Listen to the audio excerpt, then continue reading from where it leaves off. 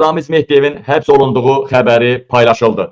Həmin vaxtda Ramiz Mehdiyevi həbs etməyə gələn Dövlət Təhlükəsizlik Xidməti əməkdaşları onu otuzdurub maşına məhkəməyə aparıb. Oradan da Dövlət Təhlükəsizlik Xidmətinin İstintaq İdarəsinə aparacaqdılar. Lakin məhkəmənin həyətinə çatan vaxtı Əliyevə intim görüntüləri çatdırılıbdı. Hansısa bir güclər, hansısa qüvvələr İlham Əliyevə intim görüntüləri göndərilibdi və elə məhkəmənin həyətindən onu aparıblar. Birinci mətbuata Ramiz Mehdiyev həbs edildi xəbəri çıxsa da, sonradan ev həbsi verildiyi paylaşılır. Artıq indi elə paylaşılır. Ramiz Mehdiyev hakimiyyəti ələ keçirmə və dövlət büdcəsini mənimsəmədə ittiham olunur.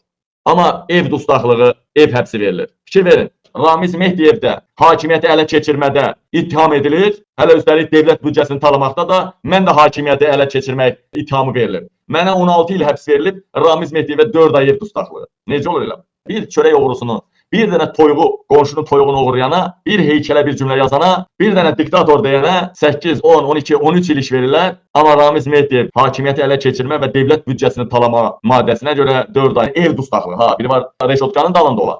Bir də var sarayında oturub 4 ay həbs. Təsəvvür edirsiniz. Bu nə biabırçılıq? Bu nə dəhşət? Ədalətinə tüpürüm İlham Əliyev. İlham Əliyev hakimiyyətinin gedəcəyini yuxarı təbəqə bilir. Ona görə hətta aldığımız informasiyaya görə vəzifəli məmurlardan belə ölkəni tərk eləyənlər çoxdur. Və Ramiz Mehdiyev də ölkəni tərk eləyər, gedər xaricdəkiləri maliyyələşdirər deyə Ramiz Mehdiyev həbs eləyiblər. Əslində qalsa Ramiz Mehdiyevin milyardlarla sərvətini ələ keçirmək üçün, üstəlik Mehriban Əliyeva ilə da düşmən olduğu üçün Ramiz Mehdiyevi həqiqətən həbs eləməli idilər. Amma müəyyən əldə olan seks kasetlərinə görə həbs edə bilmədilər, sadəcə ev dustağı elədilər.